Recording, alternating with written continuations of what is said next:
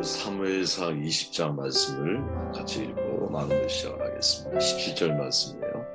다윗에 대한 요나단의 사랑이 그를 다시 맹세하게 하였으니 이는 자기 생명을 사랑함 같이 그를 사랑함이었더라. 아멘. 상대의 관점을 존중해야 합니다라는 제목이고요. 전체의 줄거리 내용을 간단하게 정리해 보면 이제 사무엘상 20장은 요나단과 다윗의 우정을 감동적으로 묘사하고 있죠. 이 장면이 감동적인 이유는 그들이 비로소 이 과정을 통해서 서로의 마음을 온전하게 이해하게 되었기 때문이죠. 전부터 요나단은 다윗을 존경하고 사랑했잖아요. 비록 나보다 나이가 어리지만 다윗을 자기 생명처럼 정말 사랑했다고 성경은 말하고 있죠. 아버지 밑에서 당하고 있는 다윗의 고난을 완전히 이해하지는 못하고 있었어요. 내가 다윗을 사랑하지만 다윗이 아니기 때문에 사울이 자기의 마음을 감추고 요나단에게 드러내지 않았잖아요. 그러다 보니 내가 알고 있는 다윗, 내가 사랑하고 있는 다윗의 그 전체적인 삶을 이해하지는 못했다라는 거죠. 그러나 월삭 잔치에서 벌어진 사건을 계기로 해서 아버지의 악함을 몸소 요나단이 체험하게 되고 다윗이 얼마나 공경할 입장에 처해 있는지를 더 선명하게 이해하게 되죠. 우리가 오해가 이해로 바뀌고 또 서로의 마음을 온전히 이해하게 되었을 때 진정한 화해가 가능한 법인데 이러한 과정을 사실은 다윗과 요나단이 오늘 본문 20장을 통해서 우리에게 이제 우정의 발전 과정을 통해서 중요한 교훈을 던져주고 있지 않나 하는 생각을 해보게 되었습니다. 3절 말씀을 읽어보면 다윗이 또 맹세하여 이르되 내가 내게 은혜 받을 줄을 내 아버지께서 밝히 알고 스스로 이르기를 요나단에 슬퍼할 것 같은즉 그에게 이것을 알리지 아니하리라.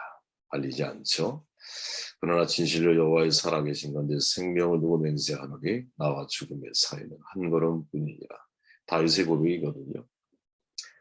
다윗은 사울의 분노와 증오의 원인이 궁금했어요. 내가 도대체 뭘 잘못했기에 이토록 끔찍한 일을 당해야 하는지 요나단에게 항변하죠.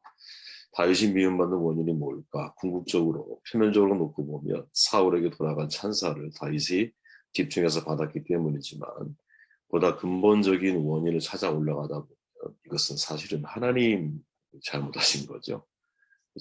사무엘에게 꿀에 기름을 채워서 다윗에게 기름 붓게 하시잖아요.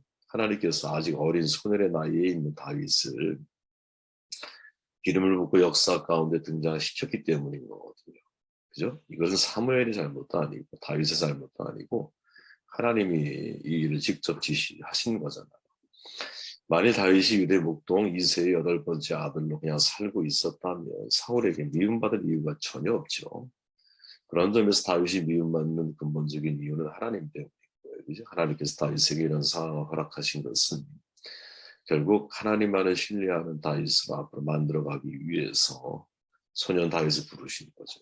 그러나 문제는 다윗의 입장에서 이 현실적 상황이 받아들여지기가 너무 힘들다는 점입니다. 이유 없이 시기를 받아야 되고 이유 없이 도망자가 되어야 되잖아요. 앞으로 쭉 우리가 31장까지 사울이 죽을 때까지의 과정을 추적해 가겠지만 사실은 굉장히 곤란한 상황에 다윗이 직면하게 되거든요. 정말 망명을 선택할 수밖에 없는 다윗의 마음이 충분히 이해가 돼요. 읽다 보면. 그래서 그의 표현처럼 나와 죽음 사이는 한 걸음뿐이다. 다윗은 요나단에게 자기의 입장과 처지를 그냥 있는 그대로 정직하게 표현을 하죠. 몇 번이나 죽음의 위기를 경험한 사람이에요. 요나단이 이제 뭐랄까요? 다윗을 이해하려면 그의 입장과 처지를 정확하게 사실은 깨달아야 하는 것이 참 어려운 문제야 사실. 요나단에게 사울과 다윗은 양자택일의 문제가 아니거든요. 둘이 서로 화목하기를 바라는 한쪽은 진짜 가족이자 또 한쪽은 가족처럼 여기고 있는 사람인 거예요. 요나단의 입장에서 다윗이 사울에 대한 선의를 가지고 있다는 것을 알아요. 그러나 사울은 다윗에 대해서 적대적인 감정을 가지고 있는데 요나단의 입장에서 진정한 다윗을 이해하는 길이 무엇인지를 찾기 위해서는 지금 다윗이 처한 입장과 처지가 좀 더 정확하게 어떤 상태인지를 이해해야만 하는 것이죠. 다윗은 마음이 무거워요. 왜 그러냐면 그의 표현처럼 사울이 자신을 죽이려고 하는 의도를 자기 아들에게는 숨기고 있었기 때문에 왜 요나단이 다윗을 사랑한다는 것을 알잖아. 다윗은 이게 여기서 헤어지고 나면 이제 요나단과 헤어지고 나면 도망자의 삶이 시작이 되거든요. 어떻게 보면 요나단에게 마지막 자기의 마음 속내를 드러내고 있는 거거든요. 다윗에 따르면 사울은 요나단에게 자신의 진짜 의도를 절대 알리지 않아 사랑하기 때문에 요나단이 다윗은 사울이 자신을 죽이려고 결심했는데 자신은 지금 죽음 문턱에 있다라고 확신하고 있어요. 그렇게 요나단이 이런 다윗의 말을 이해하고 다윗의 의견을 따르겠다라고 말을 하죠. 근데 그 행간 사이에 숨어 있는 게 뭐냐? 요나단은 진짜 다윗의 입장과 처지를 이해하려고 노력을 하고 있다라는 거죠. 저는 여러분, 내가 이해의 마음과 자세가 있는 것과 없는 것, 이 차이는 엄청난 차이를 가져온다고 생각을 하거든요. 우리가 상대에 대해서 여러분, 감정이 상해 있거나 혹은 나의 고정관념, 편견을 내가 가지고 있을 때는 상대에 대해서 이해하려고 하는 에너지를 낭비하고 싶어 하는 마음이 없거든요. 지금 요나단은 여러분, 다윗이 하고 있는 나와 죽음 사이가 한 걸음뿐이야 라는 이야기, 그리고 당신 아버지가 사실은 당신이 생각한 것보다 훨씬 더 나에 대해서 불편한 마음을 가지고 있어. 나를 수차례 죽이려고 했어. 그리고 앞으로도 그 마음은 바뀌지 않을 거야. 이런 말을 할 때 아들의 입장에서는 여러분 아버지에 대해서 그 마음을 그대로 고지고대로 내가 받아들인다는 게 쉬운 일이 아니거든요. 요나단은 그 일을 하고 있다는 거지. 해산의 고통을 겪어보고 여러분 노동의 수고를 하다 보면 우리는 비로소 부모가 돼요. 그 이후로 부모만 생각해도 마음이 뭉클해요. 내가 직접 아버지의 고단한 삶을 어머니의 정말 고달픈 삶을 내가 살아봤기 때문인 거죠.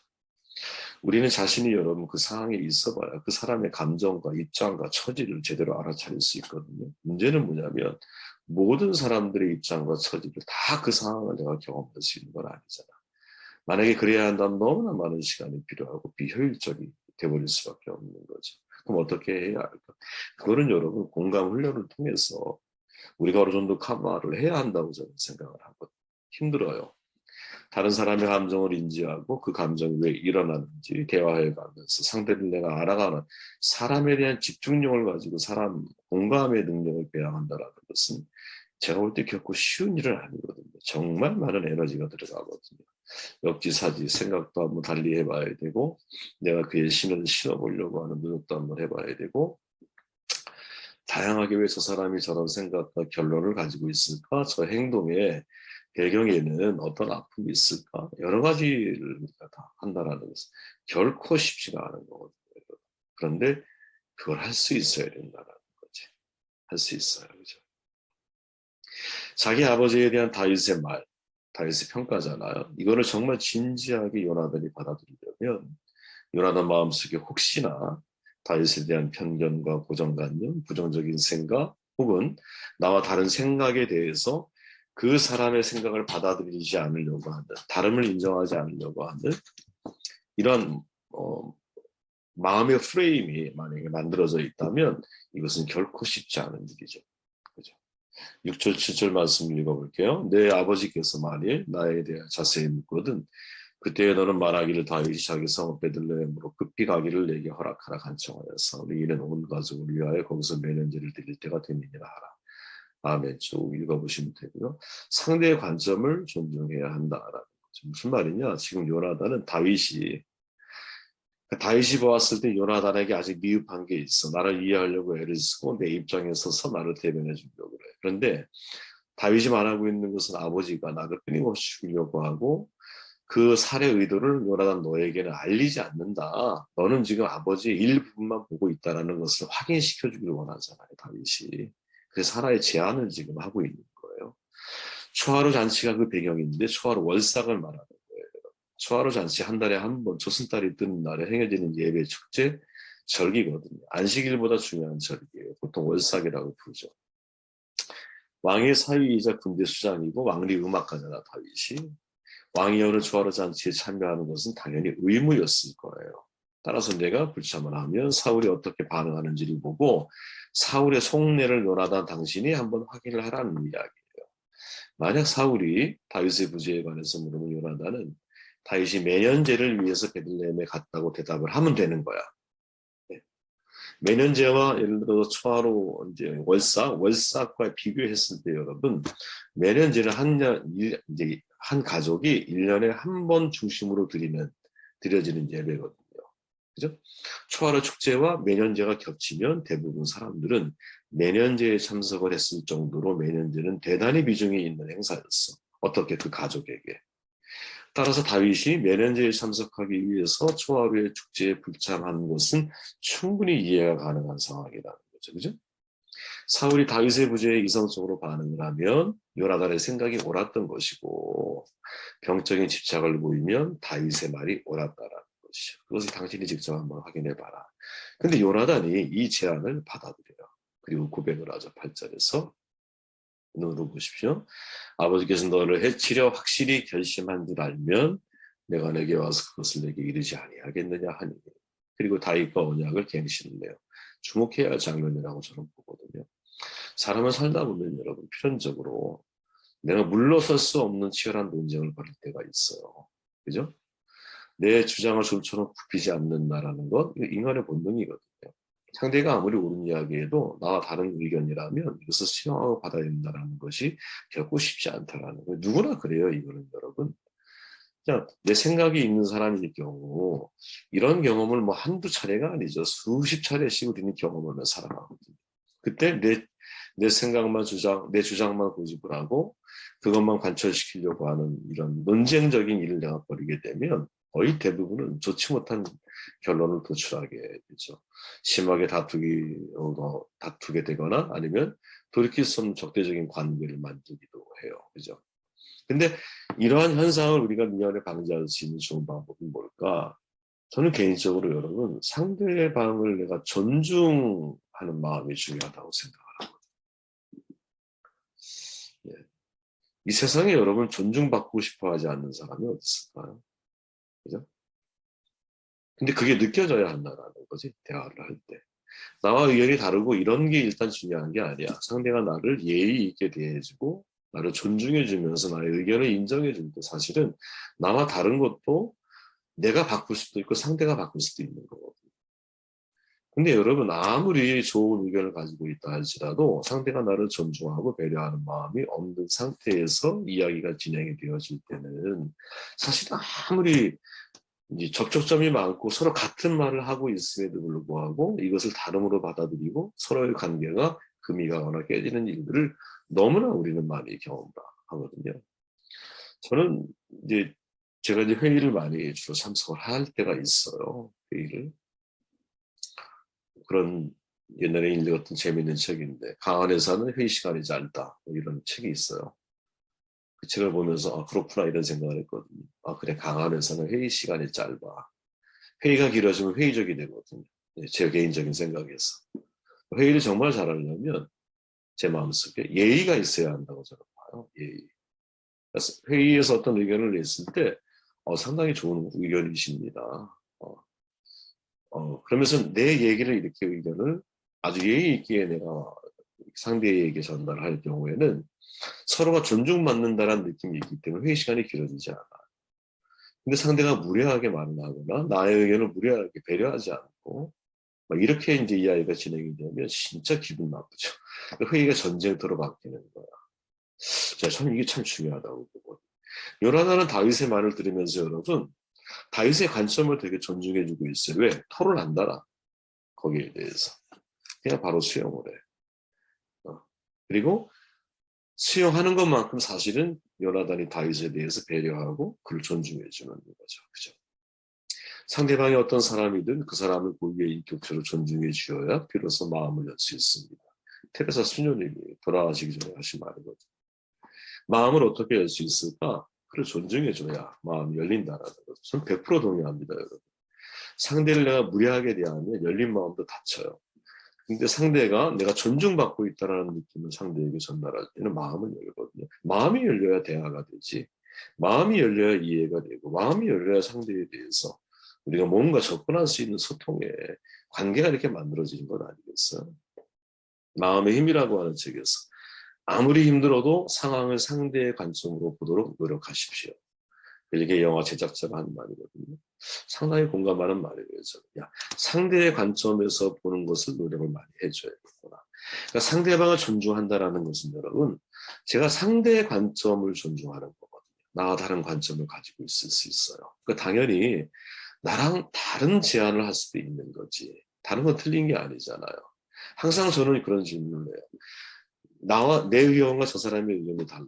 그러면 저는 생각을 한번 해봐요. 야, 내 의견대로 해야 이 일이 성공할까? 아니면 저 사람 의견대로 따라야 이 일이 성공할까? 딱 둘 다 아니라고 봐요. 어떨 때는.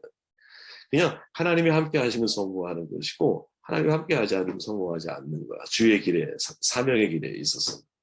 그러다 보니까 예를 들어 두 의견이 충돌한 상황이 되면 제 걸 그냥 내려놔요. 제가 저의 선택은 주로 그래요. 내려놓고 당신의 거는 하시자고. 왜? 하나님은 돌들을 명령해서 하나님의 일들을 이루어 가시는 분인데 당신을 통해서라도 우리 함께하는 사람이 한마음이 적극적으로 그 일을 해간다면 그게 도화선이 돼서 더 많은 선한 열매들을 맺어갈 수 있다. 충분히 그렇게 하실 수 있는 하나님이시거든요. 저는 그렇게 생각하는 이게 큰 본질적인 가치에서 벗어나 있지 않고 큰 틀에서 이렇게 뭐랄까 그게 악을 도모하는 일이 아니라고 한다면 저는 얼마든지 이거는 서로 합의하에 이제 같이 풀어갈 수 있는 문제가 아닌가 그런 생각을 개인적으로 많이. 제가 왜 생각이 없겠어요? 여러분들은 왜 생각이 없겠어요? 다 있죠. 근데 그 생각만으로 주장하지 말고 상대의 관점을 존중해 줄 줄 아는 것 되게 중요한 성숙한 사람의 모습이자 이렇게 생각이 돼요. 14절 말씀을 읽고 정리할게요. 너는 내 인자함을 내 집에서 영원히 끊어버리지 말라. 이에 요나단이 다윗을 시켜하고 언약을 했다. 상대를 선의로 대해주라 거죠. 요나단과 다윗과 언약을 새로 갱산하거든요. 인자, 헤세드라는 정신, 헤세드 정신. 룻기 할 때 우리가 많이 다뤘잖아요. 내가 사는 날 동안에 인자하심을 내게 베풀기를 원한다. 다윗의 대적들을 지면에서 세워 다 끊어버리신 때에도 요나단의 집에 인자가 지속되기를 희망하는 언약을 요나단과 다윗 사이에 체결을 해요. 되게 중요하죠. 개역개정에 보면 여러분 다윗을 사랑했다라는 말은 7번, 17절에서 2번, 17번이 아니라 2번 반복이 되지만 자, 눈으로 따라와 보세요. 다윗이 요나단을 사랑했다라고 말하지는 않거든요. 그래서 어떤 사람은 이게 일방적인 사랑 아니야? 이렇게 이제 이야기를 하기도 해요. 그러나 히브리 원문은 조금 다르게 번역될 수 있어요. 요나단은 다윗이 자신을 사랑하도록 맹세시켰다. 왜냐하면 그는 다윗을 생명처럼 사랑했기 때문이다. 그러니까 쌍방 사랑이 될 수 있는 거지. 요나단의 사랑을 받은 다윗이 다윗으로 하여금 맹세시킬 수밖에 없는 사랑의 그 뭐랄까 동기를 부여하고 사랑을 일으키는 힘을 가지고 있었다라고 우리가 해석할 수 있는 거지. 모든 언약이 그렇잖아요. 다윗과 요나단 사이 어떤 언약이든 간에 언약은 쌍방적이거든요. 내가 그 약속을 지킬 때 상대가 내 약속을 지켜야 할 의미가 있는 거야. 하나님과 우리 사이의 언약은 여러분 하나님이 깨는 게 아니에요. 인간이 깬 거지. 왜? 언약은 쌍방 관계이기 때문에 어느 한쪽이 깨면 자동 파기가 되잖아. 그죠? 그러니까 우리가 하나님과의 말씀 속에서 언약적 관계에 들어있다라고 하는 것은 내가 하나님은 나에 대한 약속을 깨시는 분이 아니니까 하나님의 약속을 이행하시는 분이시잖아요. 말씀이 그대로 되니라 성취하시는 분이시거든요. 그러면 남은 것은 뭐냐면 내가 그 약속의 언약을 지키는 울타리 안에 있다면 약속은 그대로 오늘날 나에게 실행될 수 있다라고 하는 거지. 이루어질 수 있다라는 믿음을 가지고 대하는 거거든요. 지금이 다윗과 요나단 언약도 마찬가지로 서로 쌍방관계 이것이 이제 이루어질 때 사실은 가능한 거다.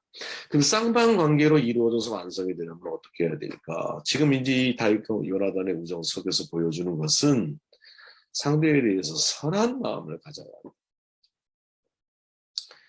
요나단이 다윗에 대해서 그런 마음, 헤세드 정신이에요. 그게. 또 다윗도 요나단에 대해서 그런 마음을 가지고 있었죠. 저는 저희가 함께하는 동안 우리가 잊지 말아야 할 마음이 있다면 내가 항상 상대를 선한 마음으로 대해야겠구나. 이 마음을 잊지 않고 살아가는 우리가 되었으면 좋겠어요. 바울이 말하죠. 우리는 그가 만드신 바야.